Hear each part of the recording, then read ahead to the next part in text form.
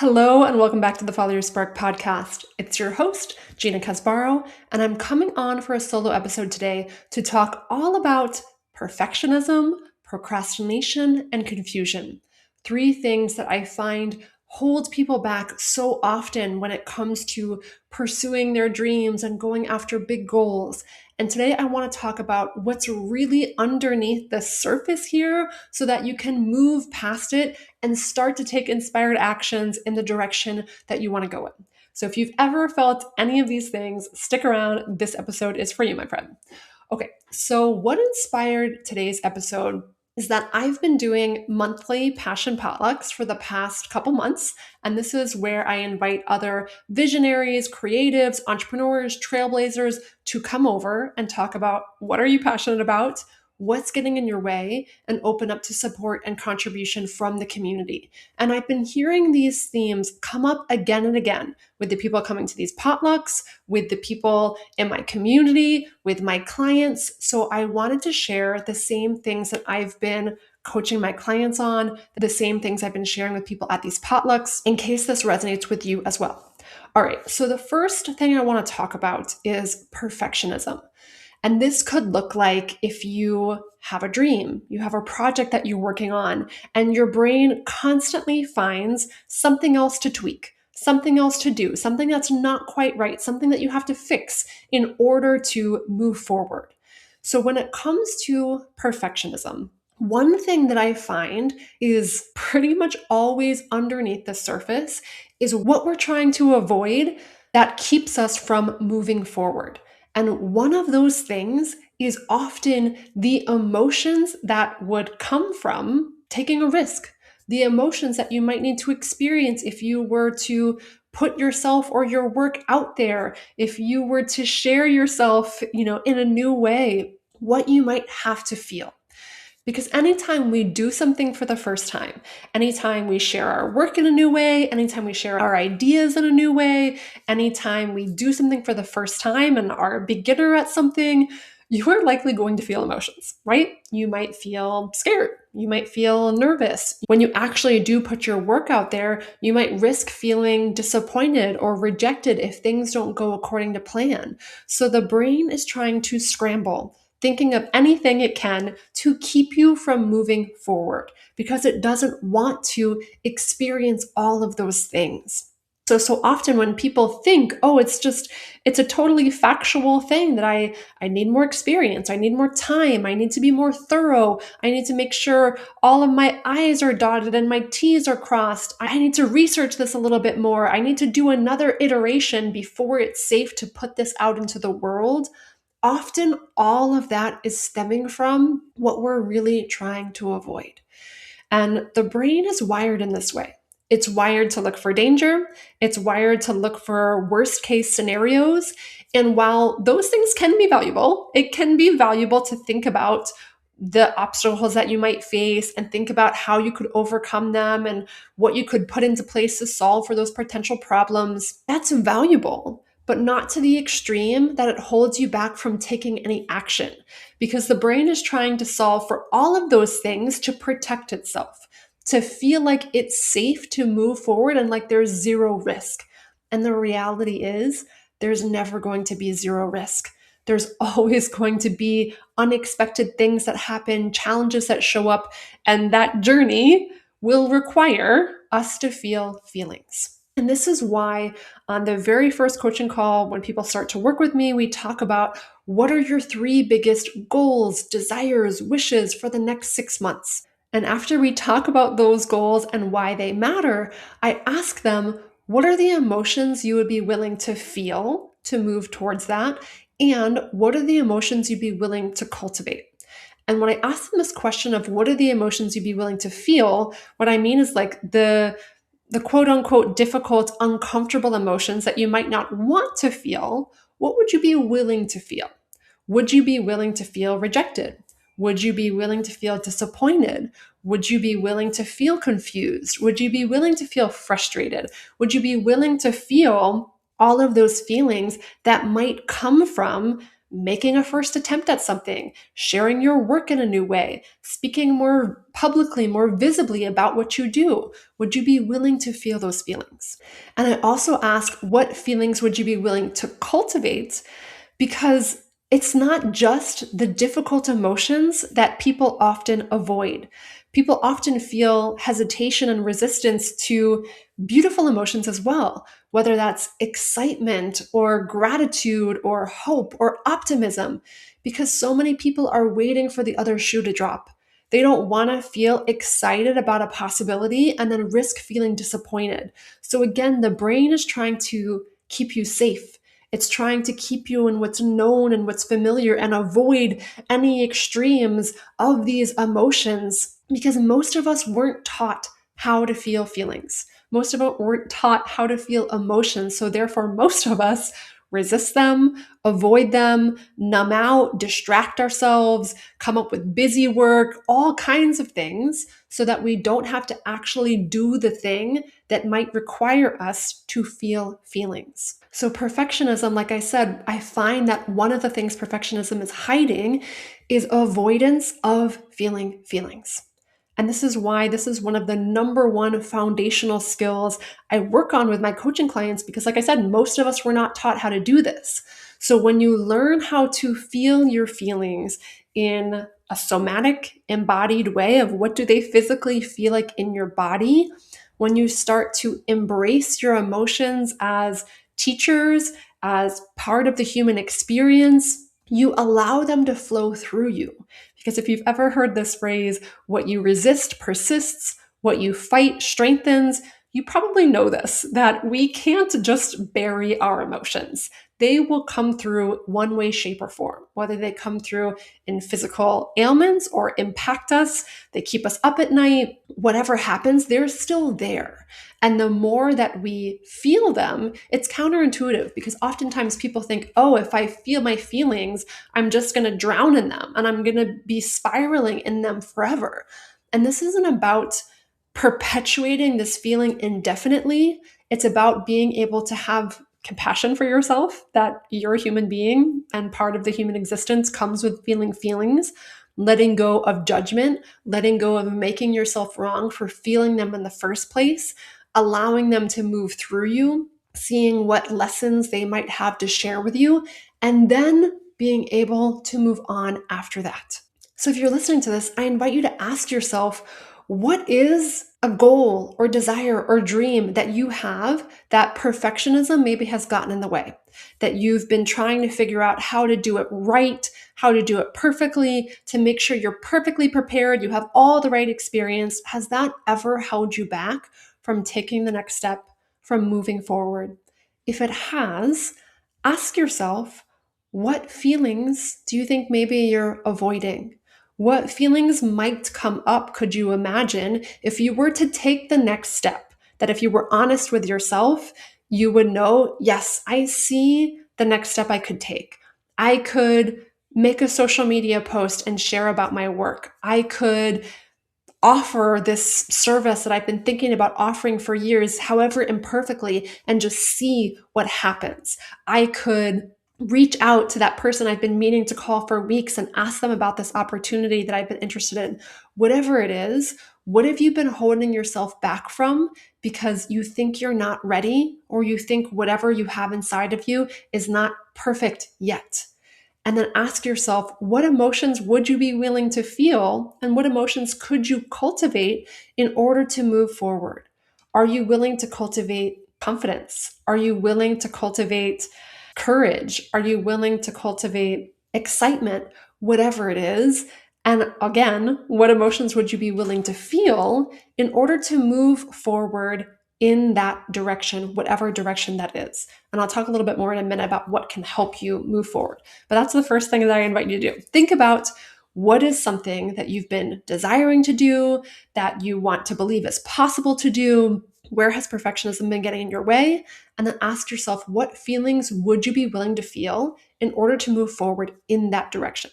So, like I said, this is something that I see come up again and again and again with coaching clients, with people in my community. So if you've ever felt this way, you are not alone.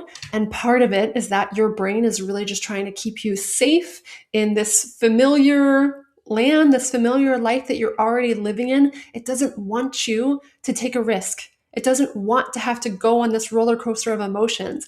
And the benefit of answering these questions, what are you willing to feel? What emotions are you willing to cultivate? Is to reassure your brain of like, hey, I get it.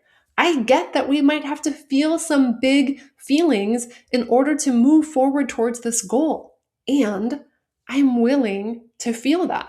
I'm willing to feel that if it means I get to pursue this dream I have, if I get to actually take steps towards this goal I've been thinking about for months or years, I'm willing to feel that. So you don't have to protect me. I get it. I know it might come with this. So being able to articulate this for yourself and your brain, I find really makes a big difference. And if you have no idea how to feel your feelings, I get that too. That's why this is one of the biggest things I support my coaching clients with, to actually learn how to do this on a somatic embodied level. So we'll talk about different opportunities coming up that you can dive deeper to explore this more. The next thing I hear so often is I have too many passions, I have too many dreams, I don't know what to pursue. And what I hear tied into this oftentimes as well is this self-judgment. Looking at the past and thinking like, man, I should have chose one path. I let myself get distracted. I've done too many things. And this being critical of yourself, judging your journey, judging your pace, judging how you operated.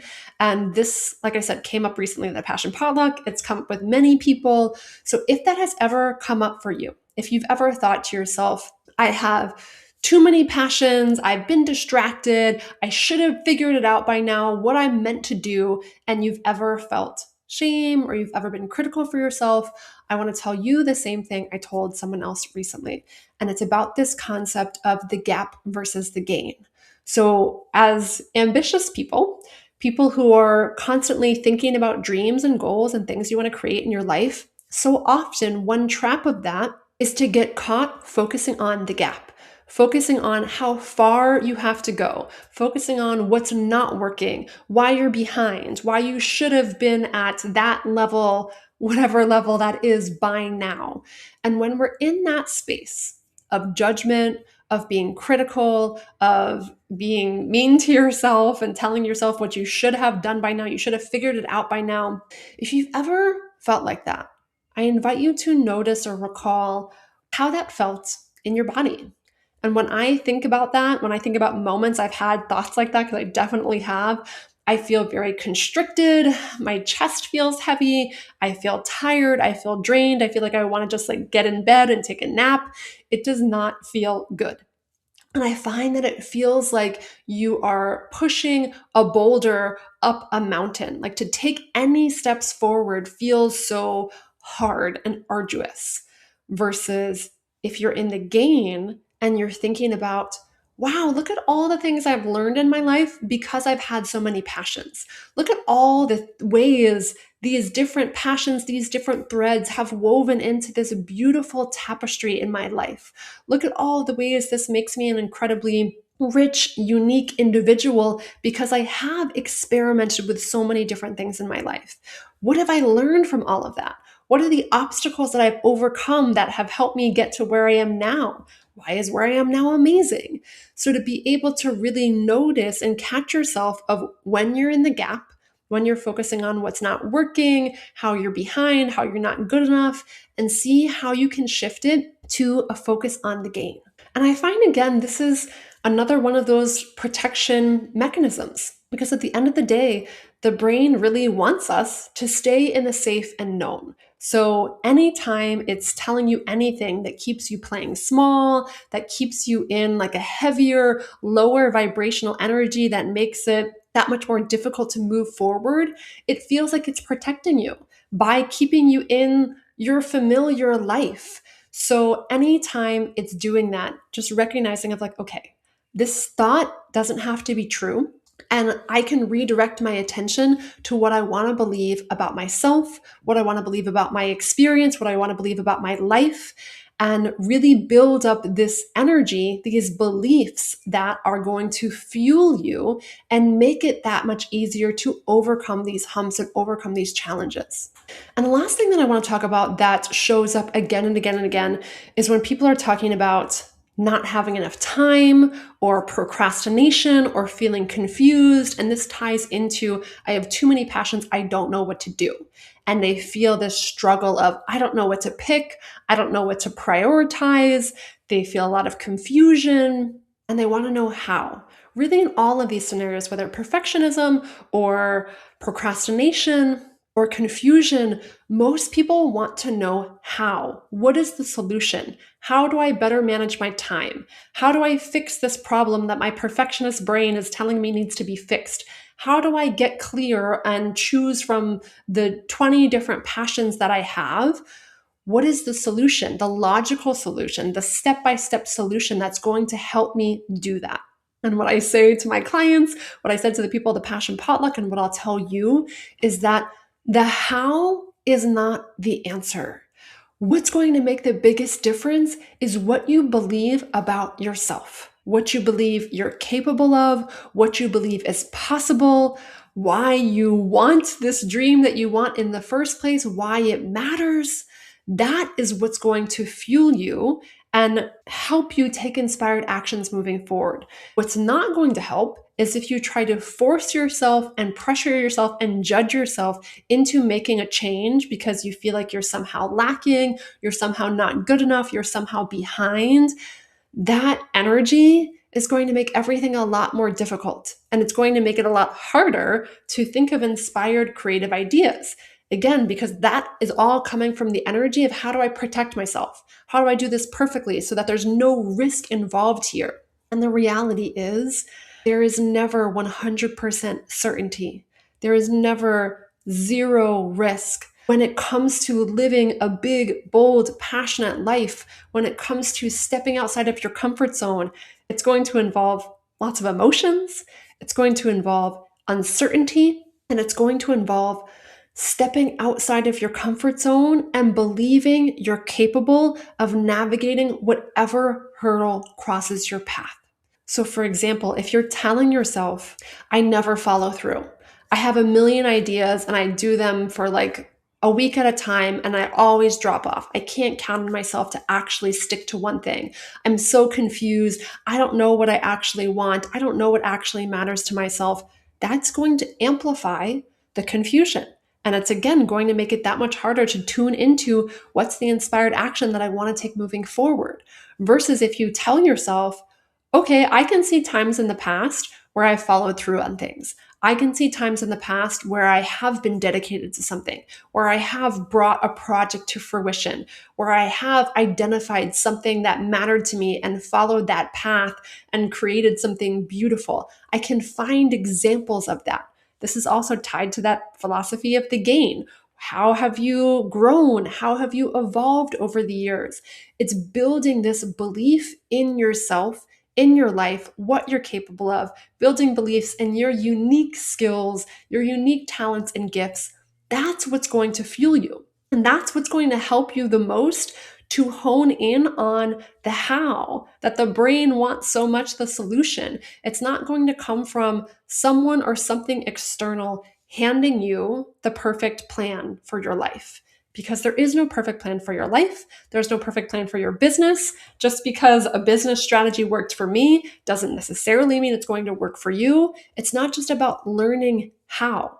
It's about becoming the person who believes, becoming the person who can imagine bigger dreams for yourself and is willing to feel all of the emotions that go along with that and is willing to take inspired actions one step at a time and trust themselves along the way.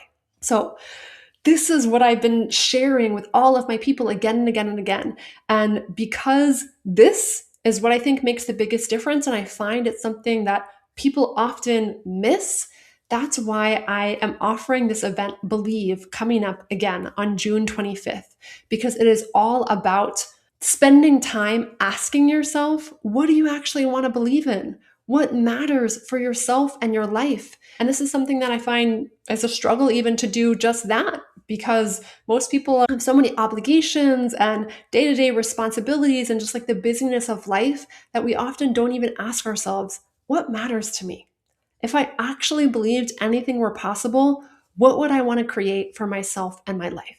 So just asking yourself that question is so valuable. So we're going to spend time asking ourselves that question and really honing in on why that matters, why that vision matters to you so much. And then we're going to explore what gets in the way of building belief, what gets in the way of actually taking action in that direction. And I talked a little bit about some of those things in this podcast today, and there's other layers as well. And so often it's much different from what you actually think is getting in the way. So we're going to get clear on that. And then we're going to explore how to build belief in a way that feels tangible, embodied, and accessible. Because this isn't just about repeating affirmations to yourself. If you don't actually believe you're capable of something and haven't built the evidence in your brain why that's true, it's going to be very hard to actually grab onto. So we're going to learn how to actually build belief in a way that sticks, in a way that changes how you show up, in a way that changes how you think, the ideas that come to you. And because I'm a feng shui consultant and I believe that there's so much more power accessible to us than just working with the mind, we're going to explore how to do this on a mind, body, spirit level, and how to actually use your physical surroundings, how to work with your own energy to really step into this belief, embody this belief, anchor in this belief in your environment so that it lasts and it can fuel you moving forward. We're doing all of this in person at the House Handcrafted because if you've never been here, this shop is an incredible, magical space where the owner, Amanda McCormick, has all kinds of creative, intentional items that she infuses with beliefs, infuses with her intentions, infuses with her energy. And we're going to talk about how you can do the same thing with the physical objects and items in your environment, with the clothes that you wear, with what you surround yourself with. It's going to be so powerful. We did this once at the beginning of May. Everyone loved it. It sold out super fast. So we thought, let's do it again. So if you are in Baltimore and you want to explore what you're ready to believe is possible for yourself and your life, come join us. You can get a ticket at ginakasbara.com/believe. It's on Thursday, June 25th. And in that experience, you'll be guided through meditations, journal exercises, visualizations, opportunities to share, to really explore this on a mind, body, spirit level. So if this calls to you, I cannot wait to see you there. And if you're listening and you're thinking, oh man, I'm not in Baltimore, I can't make that date, no worries. I offer free one-on-one conversations. They're called clarity calls, where we can explore similar things. We can explore what it is that you want to believe is possible for yourself in your life and what gets in your way of believing in that, what gets in your way of taking inspired action, and what can actually support you the most moving forward. So if you're not local, you can't make the event, go to ginakasbara.com/clarity call to book one of those calls. Because like I shared in this episode, if you have ever experienced perfectionism, confusion, procrastination, if you feel like you're holding yourself back or sabotaging yourself in any way from moving forward, it is not because you're not capable. It's not because you're not ready. It's not because you don't have enough experience or wisdom. There are simple things that the brain does to hold us back and try to protect us. And there are also very powerful practices and skills you can develop to build up the internal confidence and courage to move forward no matter what. No matter what your brain is telling you, no matter what emotions are running through your body, you can learn to build this internal safety, this internal capacity, this internal confidence so that you can move forward and you get to know yourself as someone who pursued your passions and are living a life of no regrets, where you're sharing yourself authentically, you're going after the goals that matter to you most, and you're actually learning to enjoy and celebrate yourself along the way. So if that resonates with you, I cannot wait to connect. I can't wait to hear about what you want to believe in. I'm just cheering you on so hard and sending you so much love. All right, my friend, wishing you the best, and I'll talk to you soon.